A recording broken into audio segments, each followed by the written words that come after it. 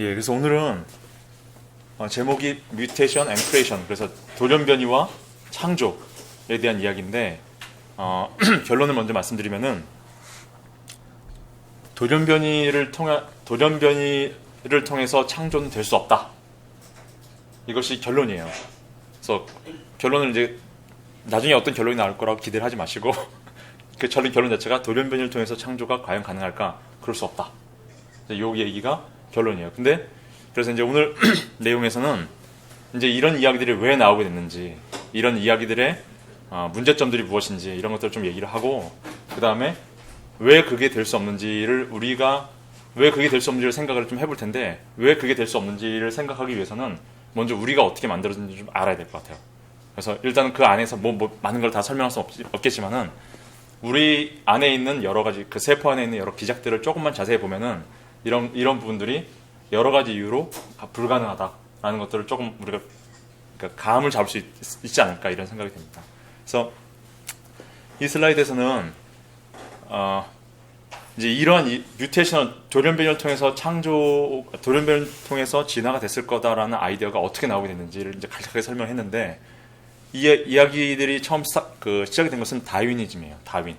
우리가 이제 많이 들어서 알고 있지만, 다윈이 종의 기원이라는 책을 쓰고, 그것 때문에 사람들이, 그것이 기다려왔던 책이기 때문에 그 당시에 사람들이 왜 그러냐면, 다른 모든 분야에서는 이제 하나님 하나씩 빼기 시작했어요. 그러니까 하나님을 통해서 설명했던 그런 부분들이 빠졌는데, 마지막 남아있던 부분이 생물학이에요. 생물학에서는 어떻게 이것을, 그러한 그 생명체의 탄생이나 또 생명 여러 다른 종들이 존재하는 걸 설명할 수 없는 거죠. 근데 이 다윈이 했던 일 중에 그 일이 바로 생명체의 발전, 그 탄생이나 발전도 자연적 과정을 통해서 될 수 있다. 이런 것을 주장한 거거든요. 그래서 여기 보면 후천적 형질의 유전을 다윗은 후천적 형질의 유전을 믿었거든요. 이게 뭐냐면 그 생명체들이 있는데, 자기가 어떤 환경에서 특별하게 잘 적응한 종들은 살아남고, 그 적응한 종들의 그런 기질들이 후세에 전달이 되고, 그래서 다른 종들이 생겨날 뿐만 아니라 더 발전하게 된다. 진화가 그렇게 이루어진다라고 이제 생각했던 건데, 당시에는 이제 유전하기 아직 시작되지 않았기 때문에 이걸 이렇게 믿었는데, 바로 다윈이 이것을 발표하고 난 2년 후쯤에 이제 유전학에 대한 그 논문들이 나오기 시작하는데, 거기서 보면 유전학이 말해주는 게, 그 후천적으로 얻은 형질 때문에 내가 운동을 열심히 해가지고 어떤 걸 잘하게 된다. 그럼 그 형질이 전달되거나 이런 것이 아니라, 내가 본래 가지고 있던 유전적인 특징이 나의 형질을 결정하지, 새롭게 다른 얻은 형질이 전달되는 것이 아니다. 이렇게 말하는 요점이 바로 이제 유전학이잖아요. 그래서 그 유전학의 발견을 통해서 보면은 다윈이 얘기했던 이 자연 선택과 적자 생존이라고 하는 그런 패러다임은 말이 안 된다. 그 당시에도 바로 이제 알게 되는 메커니즘이 된 거죠. 그런데 사람들이 이제 이 아이디어, 그러니까 하나님이 없이도 자연계가 존재할 수 있었다. 그러니까 이전까지 계속 우리가 이제 알고 있는 것은 생명은 생명체로부터 나온다라고 생각하고, 또 이제 이렇게 생각했는데, 다윈의 이 아이디어를 따라가 보면은 생명이 생명체로부터만 나오는 것이 아니라 무생물로부터 출발해서 점점점 발전된 종으로, 복잡한 개로 발전되어져 갈 수 있다, 이런 아이디어니까 그 아이디어를 사람들이 샀거든요.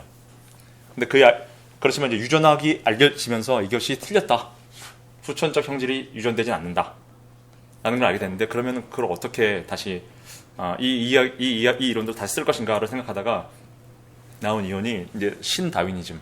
쉽게 얘기하면 유전을 통해서 전달된 건 맞다. 그렇지만 그 유전적 정보의 변이를 통해서 그러면 진화하지 않겠는가, 이렇게 이해가 된 거죠. 그래서 우리 안에 유전적 정보들이 다 있는데, 그 정보들이 뮤테이션이라는 과정을 통해서, 돌연변이를 통해서 그것이 서서히 그리고 오랜 시간을 통해서 축적되면, 그것이 어느 순간에서 새로운 종이 되거나, 또는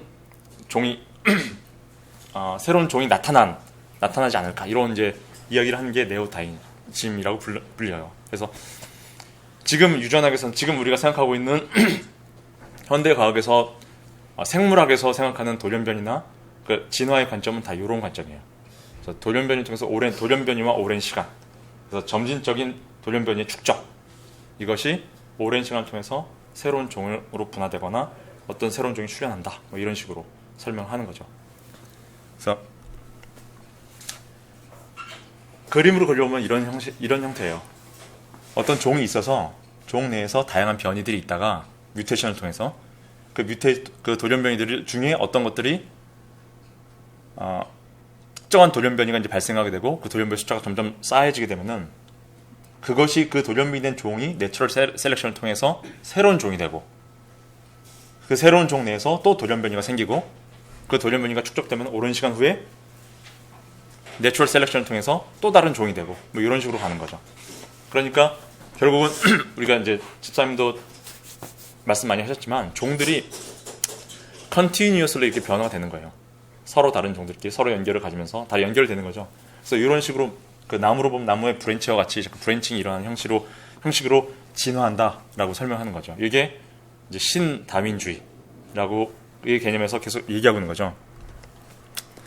근데 만약에 이게 맞다면, 만약에 이 신다윈주의 돌연변이를 통해서 진화하는 것이 정말 맞다면은 몇 가지 전제들이 필요해요.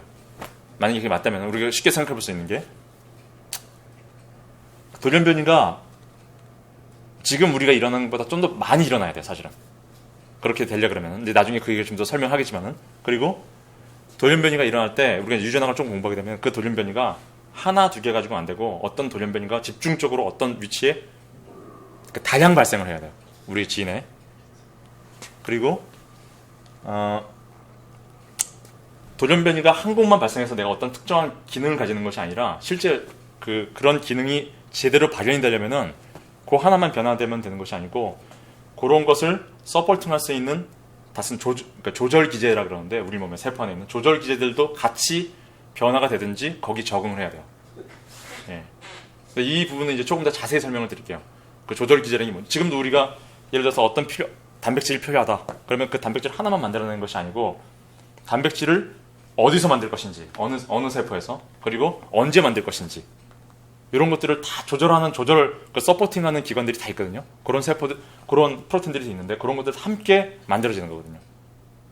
그러니까 그런 것들이 그런 레귤레이터리 머시너리가 같이 디벨롭이 되지 않으면은 어떤 변화가 어떤 뮤테이션이 어떤 지인의 다량을 발생했다 하더라도 그게 서포트될 수가 없겠죠. 그런 거죠. 그 다음에 그렇게 수천 또는 수만 개의 뮤테이션이 원 제너레이션에 일어나야 돼요. 원 제너레이션. 만약에 우리가 이제 사람인데 화성이 된다고 해봅시다. 만약에 진화가 돼가지고 그 다음 종이 되는 거야.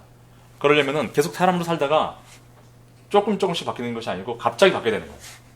그러니까 원 제너레이션 안에 그런 변화가 거의 대부분 확 일어나야 되고, 그 다음에 그 방향성이 진화란 말 자체가 점점 복잡한 단순한 생명체에서 좀 더 복잡해지고 좀 더 다양한 기능을 가진 생명체로 발전해 나가는 개념이거든요.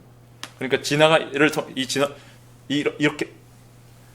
이렇게 돌연변이를 통해서 진화가 된다고 했을 때 그 진화된 돌연변이가 결국은 더 복잡하게 시스템을 더 복잡하고 더 발전시키는 방향으로 나아가야 되는 거죠. 그렇죠?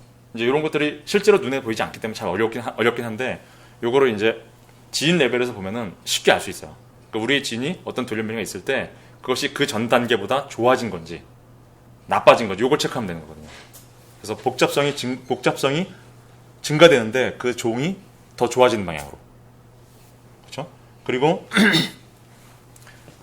좀 더 디테일하게는 만약에 이 종이 진화했을 때 다른 종을 진화된 종이 변화된 종을 생산해내야 되잖아요.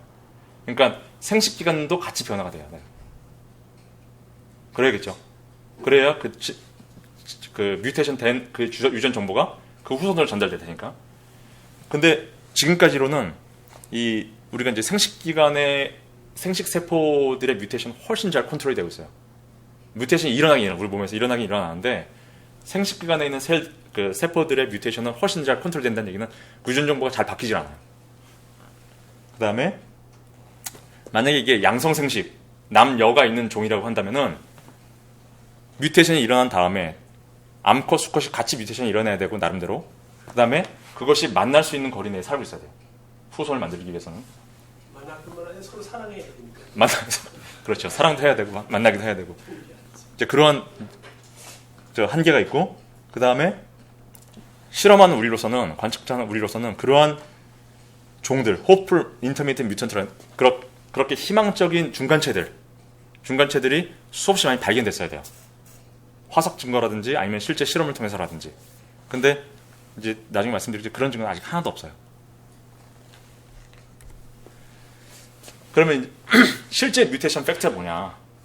뮤테이션 얘기하는데 우리가 그냥 쉽게 그냥 아무 생각 없이 뮤테이션을 통해서 아마 발전이 됐을 거다. 뮤테이션을 통해서 바이러스 같은 거 맨날 뮤테이션 한다고 얘기 나오는데, 그럼 바이러스가 뮤테이션 되면 새로운 바이러스가 되는 거냐? 그렇지 않거든요. 감기 바이러스는 그냥 감기 바이러스예요. 뮤테이션이 돼도. 그럼 뮤테이션이 되면 뭐가 좋아지는 거냐? 감기가 잘 살 수 있게 된 거죠. 근데 그 뮤테이션된 그 감기 바이러스가 또 다른 데 가면 잘 죽어요. 그러니까 어떤 환경에 잘 적응할 수 있죠. 그거는 그러니까 어떤 사람이 추위에 좀 강하고 어떤 사람이 더위에 좀 강하고 이런 정도의 기질 차이라고 보면 되겠죠. 그렇지만 감기 바이러스는 스틸 감기 바이러스 이렇게 남아 있는 거죠. 여기는 이제 몇 가지 이거 말고도 더 많은 것들이 있지만은 실제 뮤테이션을 우리가 실제로 이러한 뮤테이션 돌연변이들 어떤 그 현상을 가지고 있는지 좀 정리했는데, 자연계에서는 뮤테이션이 아주 흔하게 발생하는 것이 아니라 발생은 하긴 하는데 아주 드물게 발생을 해요. 그리고 뮤테이션하는 장소나 이런 것들이 굉장히 랜덤하게 일어나요. 그러니까 우리의 지인이 있으면은 지인의 그 DNA에 발생하는 장소가 랜덤이에요. 중요하거나 안 중요하거나 상관없이 우리가 생각할 때 이건 중요한데 거기만 발생하는 것이 아니고 거기도 발생하고 그렇지 않은 것도 발생하고 랜덤하게 발생하고, 그 다음에 스몰 체인지, 그러니까 작은 변화, 작은 돌연변이가 몇 개 정도의 돌연변이 아니면 우리가 감지할 수 없을 만한 돌연변이를 가지고서 진화가 될 수는 없어요. 그러니까 그런 것이 되려면 굉장히 많은 돌연변이가 있어야 돼요. 근데 실제로는 굉장히 조금씩 일어나고 있고, 그 다음에 그렇게 작은 돌연변이를 하더라도 거의 대부분 치명적이에요. 만약에 그것이 나타난다, 그 형질이 발현된다 하면은. 가장 대표적인 예가 암이죠. 그러니까 암이 그냥 어디가 그냥 썩어서 이런 게 되는 게 아니고, 셀에 뮤테이션이 일어나고, 그 셀 DNA 자체 뮤테이션이 일어나고, 그 뮤테이션 된 셀이 이제 컨트롤을 안 받는 거죠. 그래서 증식이 되는 거죠. 그냥 컨트롤 없이. 그러다가 다른 모든 에너지원이나 이런 거 다 사용하게 되고, 그래서 실제 자기 숙주 바디까지도 그냥 먹게 되는 건데, 대부분은 그렇게 뮤테이션이 일어났다, 그래서 그게 활동한다 그러면은 치명적이에요. 그리고 우리의 지네틱 인포메이션이 생각보다 굉장히 스테이블해요. 그리고 각 종마다 서로 다른 굉장히 유니크한 정보들이 있고, 그리고 대부분의 뮤테이션은 아까 그 복잡성의 증가라고 얘기했는데 복잡성이 감소되거나 그 결과 디그레데이션, 그러니까 퇴화되는 거죠. 진화되는 게 아니고 퇴화가 되는 방향으로 가는 거죠. 그런 것도 나중에 조금 얘기를 해드리겠고, 그래서 실험적으로나 아니면은 그 관찰로나 한 번도 발견된 적이 없어요. 뮤테이션을 통해서 진화가 됐다라는 것이. Not even once. 한 번도 발견된 적이 없어요. 그럴 거다라고 아까도 지난번에도 계속 주장님께서 기사를 통해서 말씀하셨던 것이 화성의 물 기사에서 may something 이렇게 얘기하는데 마찬가지예요. may일 뿐이지 확실하게 clearly 그게 발견됐거나 증명한 적이 없어요. 아무리 작은 박테리아 레벨에서. 그러니까 최근에 그 다윈 탄생 200주년인가 했을 때 어떤 논문이 나왔었는데, 그게 뭐냐면은 우리 몸에 대장균 있죠. 대장균을 가지고 어떤 사람이 5만 세대 처음부터 5만 세대를 실험한 거예요. 뮤테이션 이렇게 가면서. 그런데 5만 세대 이후에도 이콜라이죠. 다른 박테리아를 바뀌지 않았어요. 그러니까 상당히 인텐시브하게 연구를 한 건데 전혀 물론 서로 다른 트레이트, 형질을 가질 수 있지만은 박테리아는 대장균은 그대로 대장균 남아 있는 거죠. 그래서 아직까지 한 번도 그렇게 이제 박테리아를 쓰는 이유가 세대가 빨라요. 빨리 죽고 빨리 태어나고 하는데도 그런 실험을 통해서도 아직 한 번도 발견된 적이 없고, 그 다음에 유주얼리 생기면 다 제거돼요. 우리 몸에서 제거하는 프로세스가 기가 막히게 발달돼 있어가지고 발생할 수 있는데 웬만하면 제거가 돼요. 만약에 제거되지 않으면 암으로 가는 거죠. 암세포가 계속 우리 몸에 만들어지고 있거든요. 근데 이제 그 숫자가 작아서 그렇지, 작고 이제 다 제거가 돼가지고 저는 못 느끼는 건데, 만약에 어떤 그 환경에서 통제가 안 되면은 그게 암이 되는 거죠. 뿐만 아니라 우리가 이제 그 피지컬 사이언스적인 측면에서 봤을 때도 이게 불가능해. 수학적으로도 안 되고 또 물리적으로도 안 되고, 그리고 시간이 오래 걸린다고 해서 될 수 있는 게 아니에요. 이제 조금 더 구체적인 이게 좀 서머리인데 구체적인 얘기들을 보여드리겠지만은, 그래서 저는 피직스를 전공했거든요. 케미컬 피직스를 전공했는데 제가 이제 주로 다루는 게 엔트로피였어요. 엔트로피. 그러니까 연력학 제2법칙으로 많이 들어보셨죠. 이름은 많이 들어보셨죠. 그러니까 결국은 이렇게 정리된 상태가 오래가지 않는다는 거죠. 시간이 지나면은 누가 와서 뭘 건데 하여튼 지저분하게 되는 게 정상이거든요. 그래서 그거를 다시 거꾸로 깨끗하게 만들려면은 누군가 와가지고 그걸 정리를 해야 돼. 에너지를 들여가지고. 근데 네이처는 가만히 놔두면 다 이렇게 데그라데이션, 다 퍼지고 지저분해지고 이런 식으로 가는 거죠. 그러니까 우리의 생명체는 완전히 거의 역행하고 있거든요. 이따 보시면 그 정보나 이 정보에 대한 것들을 보시면은 이게 도저히 될 수 없다라는 것들 우리가 좀 감을 잡을 수 있을 것 같아요. 그래서 이러한 이제 제안들을 이 연구하는 연구자들도 어느 정도 알고 있어요. 알고 있는데 진화의 입장에서는 그래도 이걸 이제 계속 고수하고 있거든요. 그 고수하는 입장에서 뮤테이션이 이렇게 안 일어나니까, 그러면은 실제로 뮤테이션을 통해서 진화가 일어났다고 가정을 하면은 아마 변화되는 시점이 굉장히 빨랐을 거다. 그래서 중간체를 관찰할 수 없을 정도로 굉장히 빠르게 그런 종의 분화나 종의 도래가 있지 않았겠느냐 해가지고 나오는 이론들이, 그전에는 점진적으로 뮤테이션이 된다고 생각했는데 최근에는 점프 이론, 그러니까 퀀텀 점프라든지 종이 잘 가다가 갑자기 새로운 종이 거의 갑자기 나타나듯이 나타났을 거다, 이런 프로세스를 통해서 이제 이런 식으로 설명을 하고 있어요.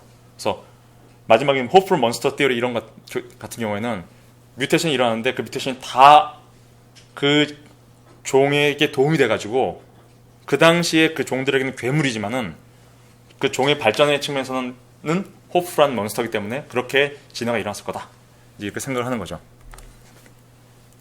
그래서 1980년도에 실제로 그런 이야기들이 있었어요. 그러니까 이 진화론에서 그런 얘기를 안 했던 것이 아니라 진화론자들이 자기네가 화석 증거라든지 실험적인 증거로 그걸 발견할 수 없으니까 그런 것들을 모여가지고 이제 자기네가 관측한 증거들이 실제 이렇게 되길 바랬던 거죠. 그러니까 조금씩 변화되어서 어느 시점에서 두 종 간의 오버랩이 많이 있는 시점을 거치고 나서 서로 많이 달라지는 이런 식의 모델을 제안을 했었는데, 실제 관측 결과는 요거예요.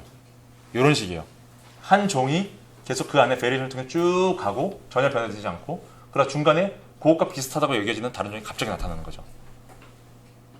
그래서 이거를 단속 폐형설 뭐 이렇게 얘기를 하는데, 쭉 2km 가다가 2km 상태에서 끊어지고 다른 종으로 갑자기 점프돼서 가는 형태로, 그러니까 진화가 이루어지지 않았을까. 그래서 이게 많이 디베이트가 됐었어요. 그러면 이제 이렇게 얘기하는 사람은 그렇지만 스틸 진화다. 근데 우리가 관측할 수 없는 것은, 이유는 요 트랜지션이 너무 빠르기 때문에, 너무 빠른 게 한 5만 년 정도기 때문에 그 상태에서는 화석이나 이런 부분들이 잘 잡히지 않았을 것이다, 이렇게 얘기를 하고 있는 거죠. 근데 이거 우리의 창조론적 입장에서 봤을 때는 이게 바로 진화의 증거인 거죠. 아니, 창조의 증거인 거죠. 각기 다른 종들이 본래 가진 형질대로 출발하게 되는 거죠. 다른 종에서, 더 심플한 종에서 복잡한 종으로 발전해 나가는 것이 아니고, 그래서 요게 이런 이야기들을 이 실제 우리 과학계에서도 모르는 것이 아니고 알고 있는데, 관측 결과를 어떻게든 해석하기 위해서 그냥 그렇게 나가고 있어요. 그래서 여기까지 하시고 그 다음에 잠깐 쉰 다음에 또 하도록 하겠습니다.